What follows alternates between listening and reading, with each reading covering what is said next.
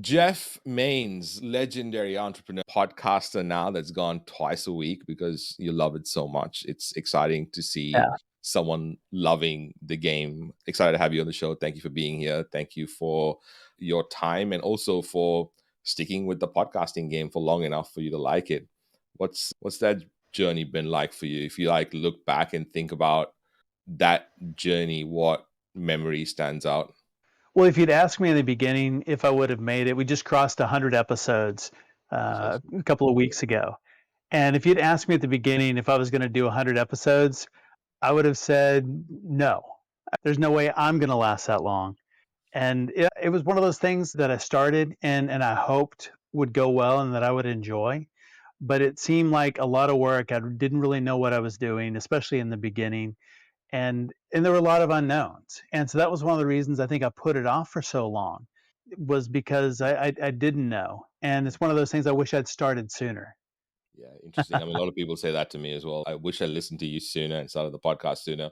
You mentioned that you're surprised that you lasted. So, what made you last? Like, what were the secret ingredients that made this thing last this long?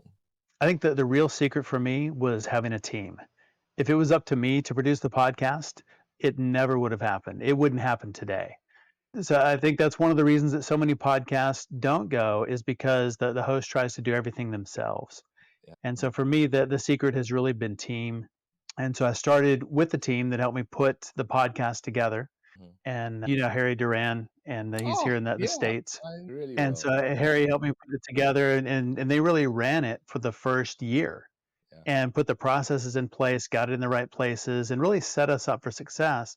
yeah, And then my team was able to take it over, yeah, and that was the point where we continued to iterate the processes, make them more our own, and then that's also when we went to twice a week and video. So it's really having the right team in place for launch, hmm, and then be able to have a team in place to take that over. I mean, all of the things that happen, I don't yeah, do any of that. I yeah. just get to have awesome conversations with really cool people, and magic happens and episodes come out. And that's the reason that we've made it this far. Yeah, brilliant. I want to get into the specifics of what you do before, during, and after you hit the record button. But I want to first get some context of you as an entrepreneur because you've been in the entrepreneurship game for a while and you mentioned a few things just at the start there. So what were the main pillars in today's world for that to exist and exist sustainably? I think, especially in today's world, to exist and sustain and build what we call a future proof business, Hmm. first and foremost, you really have to be for someone and have a very narrowly defined target market, ideal client profile. And years ago, you could be general, you could be for a market segment. And a lot of times I'll ask entrepreneurs, who do you serve? Well, small business, medium-sized businesses, enterprise. Anybody will answer the phone. And that doesn't work. You can't market to that. Hmm. And so, but when you can go very, very small, and when you think you're small, go smaller.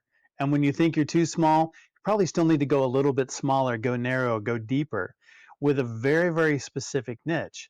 And I think that's one of the ways that you can stand out in a market today. Because if you try and go broad, even when you think you're narrow, the market is too big. The advertising dollars that it takes to reach your target market is way more than what you have as a small business, or even, I mean, small business is under 500 million. Most of us here are small businesses. But Yeah. you think about that, but the smaller you go, you can really own a segment of the market. And when you do that, you really become known for your solution within that market. Mhm. And that's where you can expand out of. It gives you a base to operate out of, and then expand a little bit and expand a little bit and expand a little bit. But it really starts with going small. So I think that's really one of the first pillars. So, I mean, you talk a lot about, and you're very specific about turning ideas into enterprise. Like, and most creative entrepreneurs have this Yes. gift that they want to give the world, but they don't know how to wrap a business around it. And you're saying one of the key ingredients is to niche down, which totally agree with. And maybe there's some new schools of thought where I've heard people say that niching is dead because it's like 2023 and people who already own their niches. And I've heard that argument as well. But I'm keen to hear from you Sure. how would we niche? Like what is the example of niching down? Can you use yourself as an example and how you've gone from, macro niche and what someone might think is a niche to what you who you really niche down into? Sure. Yeah. There are really two ways that you can do it. One is by industry and by market vertical. The other is by service or solution.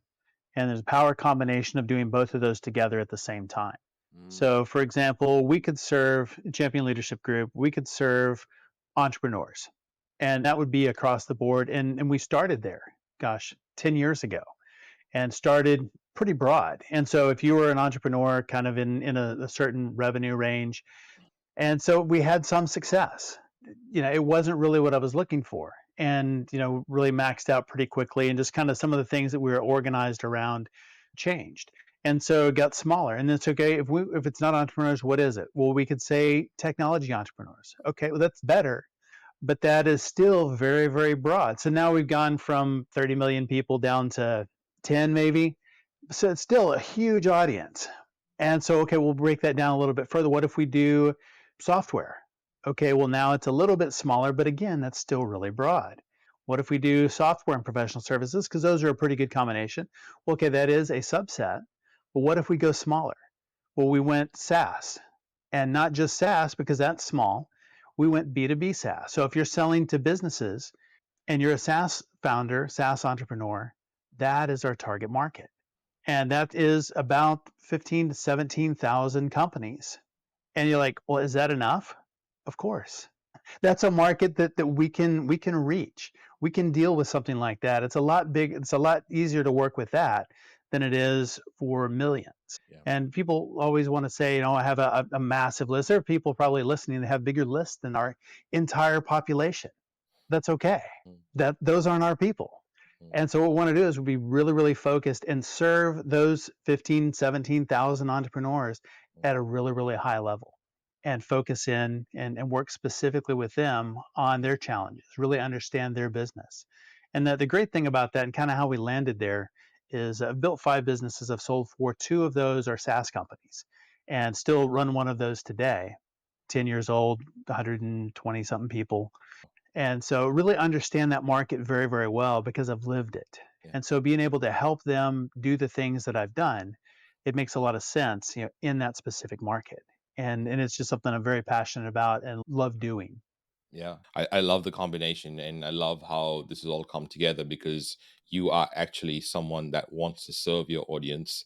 You're creating media around that and you're very niche down in terms of who you're serving. So let's talk about Right. the podcast and how it fits into the ecosystem of your Sure. business. So you've obviously got products that you sell and you have business development. Can you give us an idea of where the podcast fits in and what kind of value it brings the business?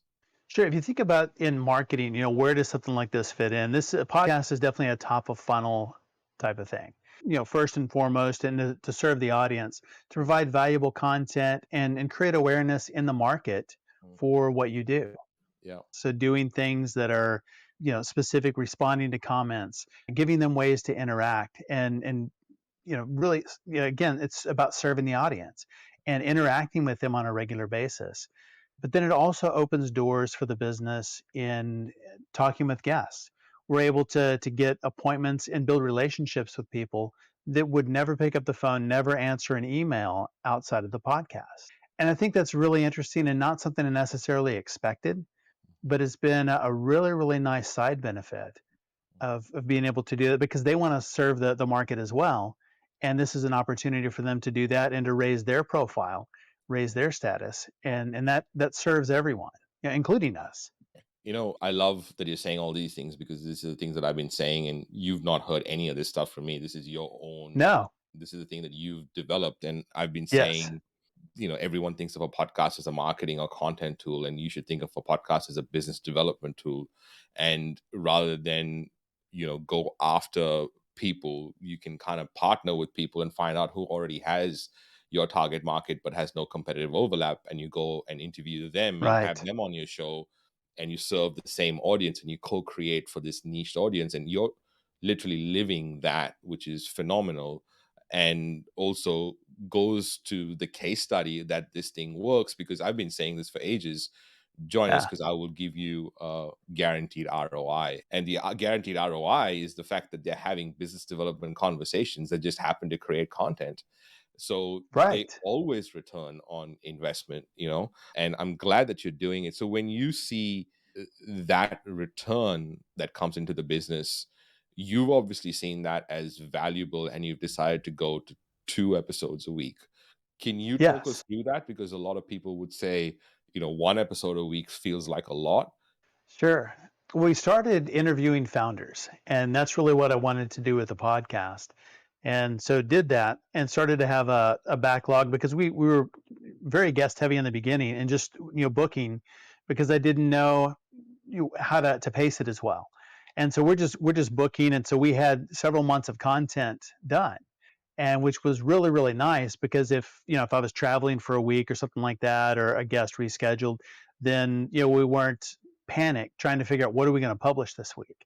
So having a little bit of a backlog was helpful. And as we progressed down, it was really great talking with founders, and some of the founders had exited and they were doing other things now, or that they were out but still had a lot of things to contribute. And so the idea was we want to talk to founders but also experts. So what we did is just kind of a test, decided we would go twice a week. And so we kept founders on Tuesday because we released every Tuesday. And then what we did is we set up a limited series that we called our SaaS Fuel Expert Series. And so the title work was a little bit different color. We did those on Thursdays. And so we set it up, it's going to be a limited series and we'll see if it continues. And just to kind of see, because I didn't know if I wanted to commit long term to twice a week. Mhm. And so it would be easy just to pull back and say, hey, the sub series is over, because it was all in the same feed. So that was another thing, thinking about, do I want to set up a separate podcast feed or do it all in one? And we kept it all together. Because of the recording schedule, we're able to take an expert and pair that with a founder talking about a similar topic. So they may be talking about, sales, how they grew their sales as a founder. And then we're hearing from an expert about some specific ways to grow sales in your B2B SaaS. Mhm. And so it's really kind of fun to be able to put those things together. Yeah, beautiful. And how are you using the theme? So maybe we'll start with this, right? Maybe we'll start with, what do you do once you have all these beautiful things done? Like, what you do during recording and what you do before recording. So after recording, it's all edited. What kind of assets do you have at the end, and what do you do with them to get more listeners or eyeballs or your pieces to your content? Sure. Well, in the end, the assets we have, of course, we have the edited episode, and that is video and audio. For a long time, we only use the audio. And so then the beginning of this year, we started going back to all of last year and re-editing the video and getting those uploaded onto YouTube also. Mm. YouTube launched their podcast earlier this year, Yep. and I think maybe March, April. But that was something that is very new, is they have a place where you can tag your videos as a podcast, which is Mhm. really interesting. And so that's one of the things we wanted to make sure we were at the front end of, is to get on that. If you're thinking about that, of using video on your podcast, do it and get it up on YouTube, tag it as a podcast, because they're Mhm. promoting those pretty heavily. Yeah. And so I think that's, one of the things that we have done. We've done video all along, but just really didn't use those in the Yeah. early days. So So with we that have video, videograms. so you obviously host it on another media platform like a Libsyn or something like that, and then you also host it on YouTube as a podcast. Correct. What can you do? Just one? Can you just host it on YouTube, make a podcast, and use that RSS link as a podcast everywhere else? Is that possible? I don't think so. Okay, Yeah, I don't think they have the RSS capabilities. got We it. use Captivate, Yeah. and so Yeah. that's where our RSS feed is. Okay, cool. So YouTube, Spotify, and all your favorite podcast platforms, Right. Apple, and then, Google, yep, Spotify, iHeart, great. And you have a great, Amazon. by the way, you have a great podcast landing page. Ladies and gentlemen, championleadership.com/podcast, and go check out that podcast page, SaaS Fuel with Jeff Maines. Not only listen to the podcast, but check out the way the landing page comes across. I think it's very, very useful and very well done. Thank you. So you were talking about small pieces, your audiograms. I'd love you to continue down that path. So we started with just audiograms and then added images with our social post. And we started doing video shorts at the beginning of this year, and that was a real game changer in just getting more engagement. As because shorts, I mean, they're everywhere, and people will watch that because people will give you 30 seconds. They'll give you maybe a minute if you're good, and then if they really like it, then they'll consume the content. But showing up in their feed, I think, is one of the most important things. And if you don't do that, then you get easily be lost in the giant sea that is YouTube or Facebook. Hmm. So And you know, shorts are where it's at. you also don't know who's actually watching without commenting or liking or doing any of that. So it's Right. really valuable for you to, as a podcaster, because we get in our own way, especially when we're starting out, and we think that, oh, no one's commented on my post, maybe I should take it down, or maybe I should not do one tomorrow, or my whole attitude to the thing because stops. But you know, I my ego is to be tied up in that as well. And I feel like over time, I've just noticed that, first of all, there are lots of people paying attention that are not, that don't have to comment, or not even commenting, or not even interacting with the Right. post. Right. But then once in a while, you'll see them say something and you're like, oh, you've been paying attention. So it's super important. And I love that, especially for someone like myself who's introverted heavily, to have the conversation and then have content come out from that, that is authentic, that is me. And I feel maybe you feel the same way around that. Yes. Yeah, that's a hard thing, especially starting out. Like our YouTube, because we've just started it a couple of months ago, we don't have a lot of views. And so we're doing some promotion on that. We are sponsoring other podcasts to get more listeners and those types of things. But when you look at that and you see like 3 views, wow, that wasn't worth it. Yeah. But that's not the point. It is a channel, it's not the channel. And we want to get those views up. But I would say don't let that deflate you. Don't let that your identity get wrapped up in the number of views or comments, because there are a lot of people that are out there that are consuming content that you don't necessarily know. An event a couple of months ago, I ran into somebody and we were having a conversation, and SaaS Fuel came up and they're like, "That's you," and they're listening, and but they've been doing it's all audio, and so it was like it's like my favorite podcast. Yeah. And so, I mean, that was just one of those things that was just a highlight moment of, just somebody out there that was really liking what was going on, and I had no idea. And so, just because you don't see the views, just because you don't get that immediate gratification, that immediate feedback, keep going, keep creating that content. And sometimes it's the content that is 2 or 3 months old, gets consumed, it gets somebody to take action or get somebody to reach out because it hit them right with what they needed right then.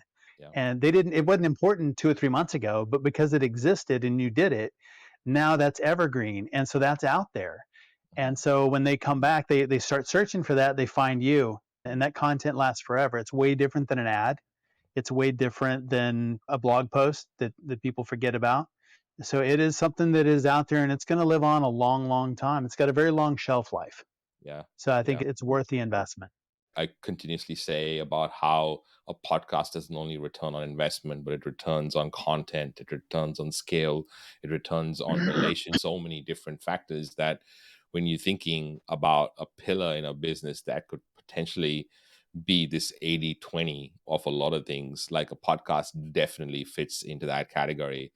And sometimes when I say Yeah. that, I feel like I'm being so biased because I've lived this world and I've seen so much. But then talking to someone like you who's doing this independent of my advice, which normally what tends to happen is I meet people who have consumed my work or done something and then kind of gone, oh yeah, hey, I've done this way and it's worked. But you've actually done it independent and it's working really well, and it's the perfect recipe for a business or a brand to represent Yes. themselves in a marketplace.